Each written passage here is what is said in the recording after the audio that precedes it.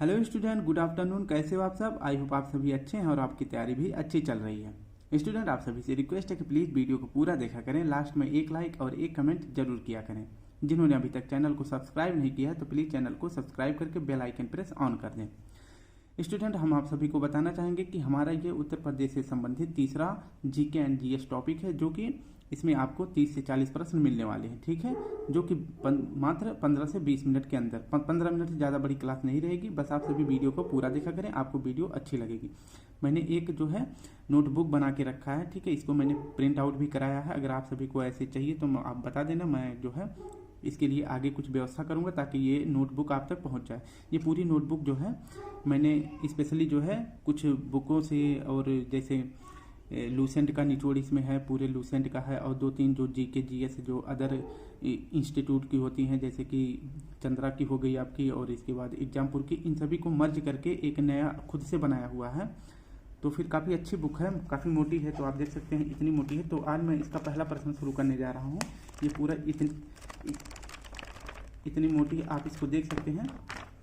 तो बस आप सभी इसको देखते रहें, मैं आपको पूरा करवा दूंगा 1 महीने के अंदर, और आपकी जीके जीएस बहुत ही स्ट्रांग हो जाएगी किसी भी टॉपिक के लिए।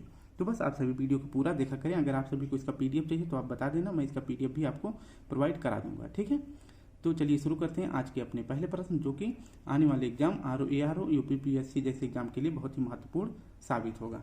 तो हमारा पहला प्रश्न है, पहले मैंने इसको खुद पढ़ा कि कहीं भी कोई मिस्टेक होगा, और इसमें जो एक्स्ट्रा नॉलेज और डालना था, ऐड करना था, मैंने उसको भी किया है।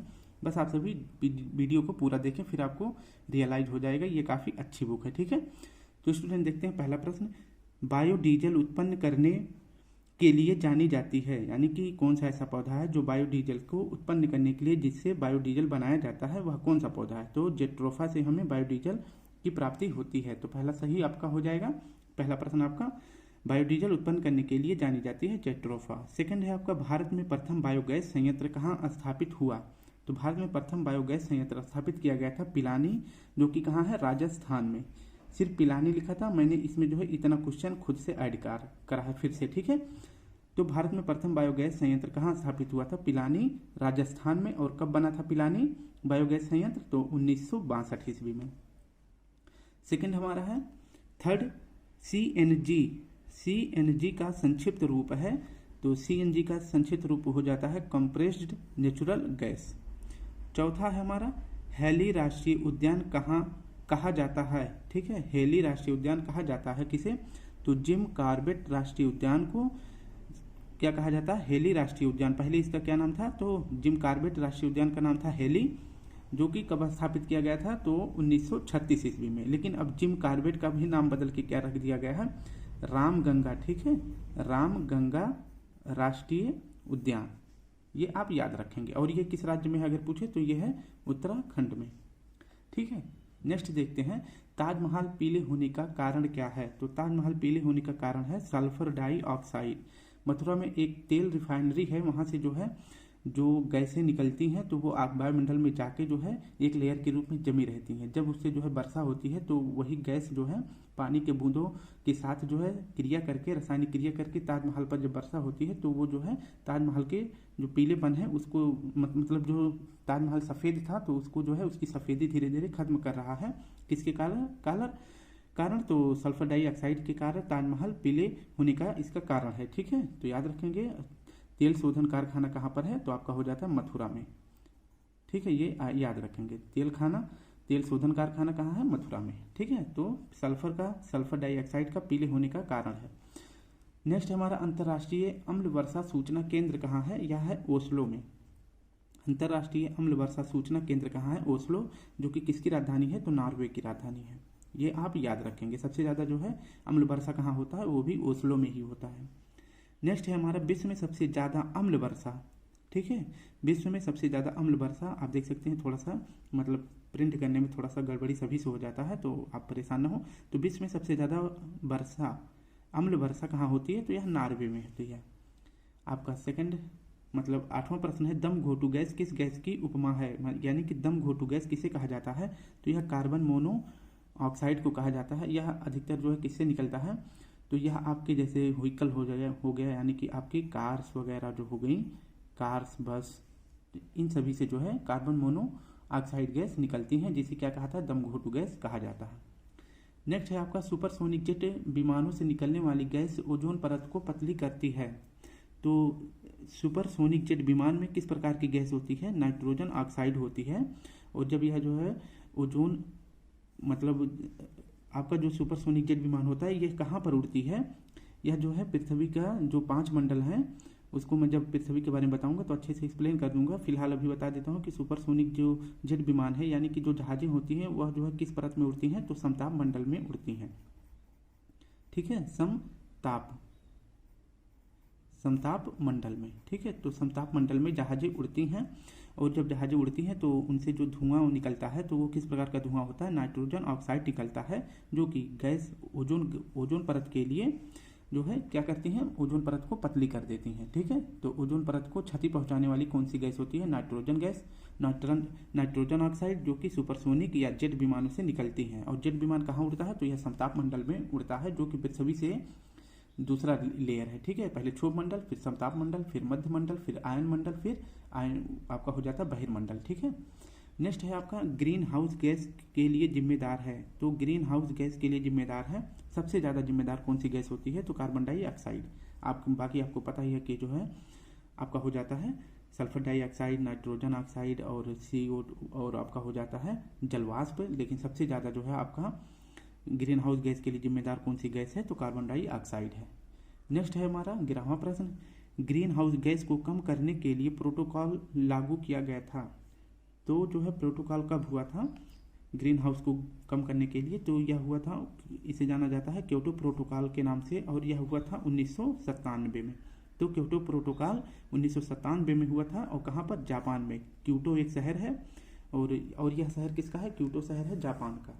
तो इसी जापान में जो है 1997 में ग्रीन हाउस गैस को कम करने के लिए क्योटो प्रोटोकॉल हुआ था। ठीक है, जो कि किससे संबंधित है, तो ग्रीन हाउस गैस संबंधित है किससे, ओजोन परत से। नेक्स्ट हमारा कि भारत जो है प्रोटोकॉल यानी कि क्योटो प्रोटोकॉल संबंधित अपने देश में जो है ओजोन परत के संरक्षण के लिए कब नियम लाया था, तो 2002 में। ये आप याद रखेंगे। ठीक है, और इसमें जो है अब जाने दीजिए, नहीं तो ज़्यादा एक्स्ट्रा हो जाएगा।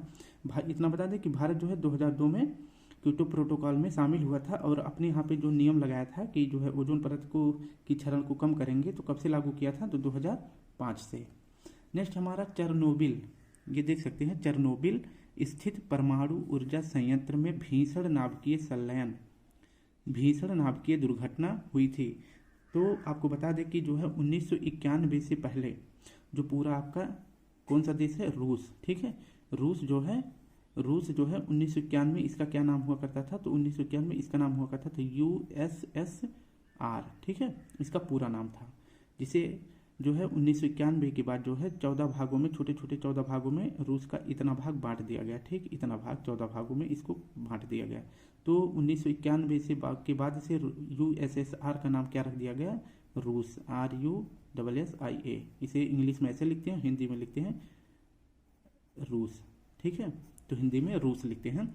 तो जो है 1991 के पहले घटना है कौन सी, चेरनोबिल घटना। और यह है परमाणु ऊर्जा स्थान, जहाँ पे मतलब परमाणु ऊर्जा जो नाभिकीय संलयन होता है, क्रिया होता है, तो बिजली उत्पादित करने के लिए यूक्रेन में एक स्थान बनाया गया था, जिसका क्या नाम था, तो चेरनोबिल एक स्थान था। वहीं पर जो है परमाणु ऊर्जा यानी कि परमाणु रिएक्टर कारखाना स्थापित किया गया था। ठीक है, तो उसमें जो है विस्फोट हो जाता है कब, 1986 में, जिससे कि बहुत ही काफ़ी मात्रा में लोग मारे जाते हैं। लेकिन ये घटना थी USSR की। लेकिन अब जब विभाजन हो गया, तो अब क्वेश्चन बनता है कि चेरनोबिल स्थान किस देश से संबंधित है, तो आपका हो जाएगा यूक्रेन से। ठीक है, और चेरनोबिल वाली घटना कब हुई थी, तो 1986, अगर तारीख पूछे तो 26 अप्रैल 1986 में हुई थी ये घटना। नेक्स्ट है आपका ओजोन परत से आने वाली किरणों का क्या नाम है। तो ओजोन परत का जब क्षरण होता है, तो उसमें से जो जहाँ पर ओजोन परत पतली हो जाती है, ओजोन में छेद नहीं होता है कि मान लो कोई ऐसा परत है, ओजोन लेयर है, तो इसमें कहीं पे ऐसे छेद हो जाए, छेद नहीं होते।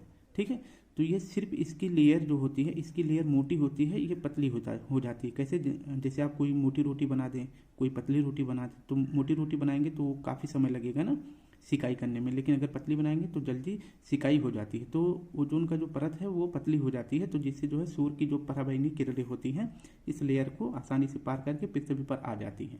तो याद रखेंगे ओजोन परत से आने वाली किरणों का क्या नाम है? पराबैंगनी किरण, जो कि हमारे शरीर पर त्वचा कैंसर का कारण बनता है। नेक्स्ट हमारा है स्मॉग बनता है। स्मॉग यानी कि धुआं, कोहरा जिसे बोलते हैं, ठंडियों में आप देखते होंगे तो इसे बोलते हैं, लेकिन स्मॉग बोला जाता है अधिकतर प्रदूषण, जैसे दिल्ली में आप देखते होंगे कि ठंडी के समय में बहुत ज़्यादा स्मॉग हो जाता है, तो वह किससे बनता है? तो धुएं और कोहरे से। नेक्स्ट आपका है ओजोन परत का सर्वाधिक नुकसान हुआ है। तो ओजोन परत का सबसे सर्वाधिक नुकसान कहाँ हुआ? दक्षिणी ध्रुव पर। इसकी व्याख्या दे देते हैं आपको। मान लीजिए ये आपका पृथ्वी हो गया, ठीक है, ये आपका हो गया नॉर्थ पोल, एन से हो गया नॉर्थ पोल, और यहाँ नीचे हो गया साउथ पोल, ठीक है, तो आपका ये साउथ पोल हो गया। तो अधिकतर जो फैक्ट्रियाँ और जो आपका महाद्वीप है तो इस तरफ है, ठीक है, मतलब कि आप कह सकते हैं कि उत्तरी गोलार्ध में है, ठीक है। तो यहाँ पे जो है जब ज़्यादा प्रदूषण करेंगे तो ये जो है ऊपर निकल जाता है, ऊपर जो प्रदूषण होता है, जो कि जैसे आपका कार्बन डाइऑक्साइड हो गया, कार्बन मोनोऑक्साइड हो गया, इस प्रकार की गैसें जो है ये वायुमंडल में चली जाती हैं, तो ये मतलब ऐसे फैलते फैलते इस साइड में आ जाती हैं, ठीक है। तो यहाँ पे क्या है? यहाँ पे अधिकतर क्या है? बर्फ़ है, ठीक है। तो गर्मी जब बढ़ती है तो ये बर्फ़ पिघलने लगता है, ये आप याद रख सकते हैं। तो सबसे ज़्यादा नुकसान कहाँ पे होगा? तो ओजोन परत का छेद यहीं पर देखा जाता है, क्योंकि गैस यहाँ से विस्थापित होकर यहाँ आ जाती है। यहाँ का पहले वायुमंडल बहुत सही था, लेकिन जहाँ पे गंदगी होती है तो गंदगी और जो है जहाँ पर क्लीन होता है तो दोनों का रिएक्शन होता है, तो इधर से उधर दौड़ने लगता है मौसम, ठीक है। तो फिर गैसें इधर आ गई तो यहाँ पर ज़्यादातर छिद्र हो गया, ठीक है। तो आप देख रहे हैं कि जो है यहाँ पर एक विशाल हिमखंड का टुकड़ा भी मिला है, जो कि यूके यानी ब्रिटेन से 2 गुना बड़ा है। इतना बड़ा भी करंट की क्लास में मैंने आपको बताया था, जो कुमार गौरव का था, तो मैंने आपको बताया था। तो सबसे बड़ा हिमखंड का टुकड़ा यहाँ से जो है टूट गया है, तो आपका जल स्तर भी बढ़ सकता है। तो ओजोन परत का ज़्यादातर गैसें जो है प्रदूषित गैसें यहाँ से उत्सर्जित होती है, क्योंकि मानव जहाँ पे रहेगा वहीं पे ज़्यादा उतापात मचाएगा, ठीक है, यानी कि ज़्यादा क्रिया करेगा। तो यहाँ पे कोई नहीं रहता तो गैस यहाँ पर आ जाती है, ठीक है। तो ओजोन परत का सर्वाधिक नुकसान किस ध्रुव में हुआ है? दक्षिणी ध्रुव में। ओजोन छिद्र मानी जाती है। ओजोन छिद्र कब मानी जाएगी? मैंने आपको बताया था, अगर 200 ड्यू से ऊपर होगा, मतलब डाप्सन इकाई। ओजोन परत की छिद्र को मापने के लिए किसका प्रयोग किया जाता है? तो डाप्सन इकाई का प्रयोग किया जाता है। अगर डाप्सन पे नापने पर आपको 200 ड्यू से पतली परत मिल जाएगी, ठीक है, तो वो माना जाएगा कि ओजोन छिद्र हो गया है। लेकिन अगर उससे ज़्यादा रहेगा तो जो है कोई नुकसान नहीं है। तो ओजोन छिद्र मानी जाती है 200 ड्यू से जब नीचे हो जाए। ओजोन क्षरण के लिए जिम्मेदार गैस कौन सी है? क्लोरोफ्लोरोकार्बन। ये अधिकतर जो है, आपको मैं बता दूं कि अगर कोई भी चीज़ ज़्यादातर होता है तो वो अमीर वर्ग के लोग ही करते हैं। प्रकृति को ज़्यादातर नुकसान जो है अमीर वर्ग लोग ही करते हैं। अब बोलेंगे कि इसमें मैं कोई ऐसा नहीं कर रहा हूँ, मैं अपने मतलब सोच विचार से कर रहा हूँ, क्योंकि आप देख सकते हैं कि जो अमीर लोग होते हैं वही ज़्यादातर जहाज़ का यूज करते हैं, एसी फ्रिज कूलर का यूज करते हैं, 24 आवर वो एसी में रहते हैं। तो ओजोन परत के लिए जो एसी वाले मतलब जो कोल्ड रखता है स्थान, वहाँ पे अधिकतर जो है क्लोरोफ्लोरोकार्बन जैसे गैसें उत्सर्जित होती है। थोड़ा सा क्या कुछ हो रहा है, सॉरी उसके लिए। तो ओजोन परत, ओजोन क्षरण के लिए जिम्मेदार गैस कौन सी है? क्लोरोफ्लोरोकार्बन। नेक्स्ट हमारा है ओजोन संरक्षण दिवस कब मनाया जाता है? तो 16 सितंबर को मनाया जाता है। कब मनाया जाता है? 16 सितंबर को। इसके लिए ओजोन संरक्षण के लिए एक मीटिंग बुलाई जाती है। कहाँ पे? अभी सामने आएगा, रहने दीजिए नहीं तो खराब हो जाएगा। नेक्स्ट हमारा ओजोन परत को बचाने के लिए पहला अंतर्राष्ट्रीय प्रोटोकॉल कब हुआ था? तो यह हुआ था मॉन्ट्रियल प्रोटोकॉल 16 सितंबर 1987 में, इसलिए मैं नहीं बता रहा था आपको। तो ओजोन संरक्षण दिवस 16 सितंबर को मनाया जाता है। और अगर पूछे कि ओजोन परत को बचाने के लिए पहला अंतर्राष्ट्रीय प्रोटोकॉल कब हुआ था, तो यह हुआ था 16 सितंबर 1987 में। मॉन्ट्रियल एक शहर है कहाँ पर? कनाडा में, ठीक है। तो मॉन्ट्रियल प्रोटोकॉल हुआ था 16 सितंबर 1987 में कनाडा में, ठीक है। और यह जो है मॉन्ट्रियल प्रोटोकॉल किससे संबंधित है? ओजोन परत के संरक्षण के लिए। तो आपका 2 से 3% बन रहा है। तो मॉन्ट्रियल जगह कहाँ है? कनाडा में। और ओजोन परत संरक्षण के लिए कौन सा प्रोटोकॉल हुआ था? तो मॉन्ट्रियल प्रोटोकॉल हुआ था। ओजोन संरक्षण दिवस कब मनाया जाता है? तो 16 सितंबर को मनाया जाता है। मॉन्ट्रियल प्रोटोकॉल कब हुआ था? तो 16 सितंबर 1987 में। यह पूरा याद रखेंगे। नेक्स्ट हमारा है प्रमुख ग्रीन हाउस गैस कौन कौन सी है? ग्रीन हाउस जो कि ओजोन परत के संरक्षण के लिए जिम्मेवार होती हैं। तो आपका हो जाता है CO2, CH4, N2O, CF6, CFC और जलवायु, ठीक है। ये सभी जो है ग्रीन हाउस गैसेज हैं। 21वां प्रश्न है हमारा, ग्लोबल वार्मिंग के लिए सबसे अधिक उत्तरदायी राष्ट्र कौन से हैं? तो ये आपका चीन और अमेरिका है, क्योंकि आप देख सकते हैं कि ज़्यादातर डेवलप कंट्री कौन सी है? चीन, अमेरिका। तो यहीं पर जो है ज़्यादातर फैक्ट्रियाँ लगी हुई हैं।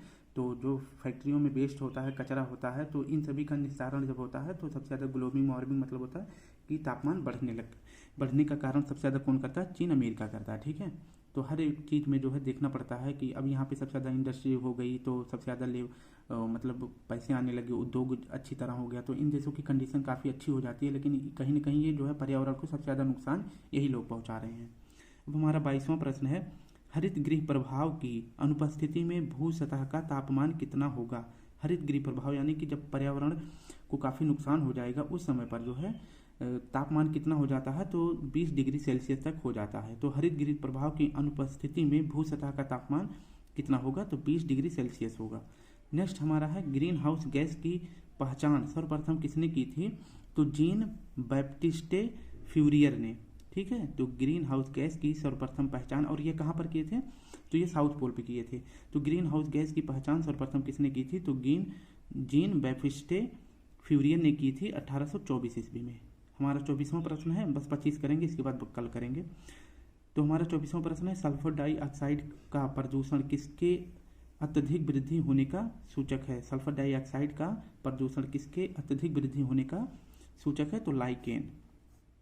लाइकेन एक प्रकार की छोटी छोटी घासें होती हैं, ये अधिकतर जो है जहाँ पर बिल्कुल प्रदूषण नहीं होता उन्हीं क्षेत्रों में जो है लाइकेन्स उग जाती हैं, यानी कि पैदा हो जाती हैं। आप देख सकते हैं कि जिसे काई वगैरह बोलते हैं, तो उसी को जो है लाइकेंस भी बोलते हैं। तो लाइकेंस जहाँ पर होगा तो वहाँ पे जो है प्रदूषण सबसे कम होगा, ऐसा माना जाता है। ठीक है, क्योंकि ये सूचक है किसका? लाइकेंस जो है ये पर्यावरण प्रदूषण का सूचक होता है कि अगर अब आपके वायुमंडल में जैसे ऑक्सीजन की मात्रा या फिर कोई कोहरा या फिर आपका कोई प्रदूषण नहीं होगा तो लाइकेंस वहाँ पर जो है खुद ब खुद पैदा हो जाते हैं। जैसे बारिश वगैरह हुई तो जो है ज़मीन पर या फिर कहीं पर नाली वगैरह के पास ये लाइकेंस उग जाती हैं, पेड़ों की छालों पर भी ये उग जाते हैं।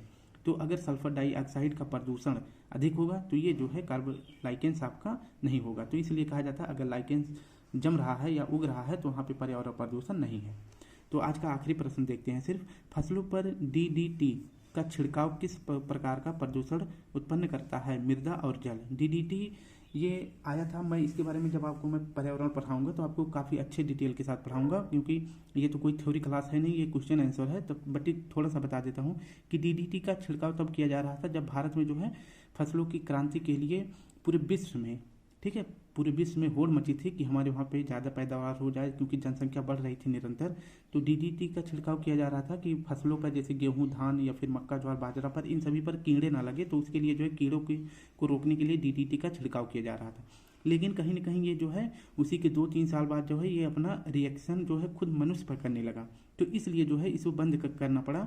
लेकिन भारत में तो आपको पता ही है कि पैसे के लिए क्या क्या नहीं कर दिया जाता है। तो पूरे विश्व स्तर पर जो है DDT को रोक दिया गया, लेकिन भारत पर नहीं रोका गया। ठीक है, क्योंकि जो आपका 1983 ईस्वी में एक घटना हुआ था मध्य प्रदेश में, नाम नहीं याद आ रहा मुझे, जिसमें मिथाइल मरकैप्टन, भोपाल त्रासदी में, तो मिथाइल मरकैप्टन में जो है जो उसमें क्रिया रिएक्शन करके जो गैस बनाई जाती थी, जो लिक्विड बनाया जाता था, उसी में जो है DDT का छिड़काव के लिए मतलब वो दवा तैयार की जाती थी। जब ये घटना हुई थी तो काफ़ी लोग वहाँ पे जब मर गए थे, तब इसके बाद जो है भारत में DDT के छिड़काव को रोका गया था। ठीक है, और ये कहाँ की कंपनी थी? तो ये अमेरिका की कंपनी थी, आपको पता होनी चाहिए, जो 1983 में भोपाल में स्थापित की गई थी। तो DDT का जब छिड़काव होता है पौधों पर, तो पौधों से जो है जब सिंचाई करी जाती है तो मृदा खराब होता है, पहली बात। और दूसरे नंबर पर जब बरसात होती है तो जो पत्तियों पर या फिर ज़मीन पर DDT के जो मतलब छिड़काव के अंश होते हैं वो वर्षा जल के माध्यम से वो नीचे चले जाते हैं, फिर हम वही जल जो है पीते हैं, तो जो है ये प्रदूषण का कार्य करता है हमारे शरीर में भी, तो इसको रोक दिया गया था। तो फसलों पर DDT का छिड़काव किस प्रकार का प्रदूषण माना जाता है? मृदा और जल प्रदूषण का। तो स्टूडेंट, मैंने आपको बताया था कि पड़ोस में शादी होने के कारण, क्योंकि गांव के माहौल में एक दूसरे का सहयोग करना पड़ता है, इसलिए तो हमें वहां पे जाना पड़ेगा। तो हम आज 25 कर लेते हैं, क्योंकि टाइम भी ज़्यादा लग गया, हमको 20 मिनट लग गया 25 क्वेश्चन समझाने में। कल हम बिल्कुल नहीं समझाएंगे, डायरेक्ट हम क्वेश्चन आंसर बताएंगे आपको। ठीक है, तो कल फिर मिलते हैं। अगर आप सभी को इसका PDF चाहिए तो आप मुझे मैसेज करना, मैं इसका आपको PDF दे दूंगा। कल फिर मिलते हैं। आज के लिए आप सभी को प्यारा सा जय हिंद, जय भारत।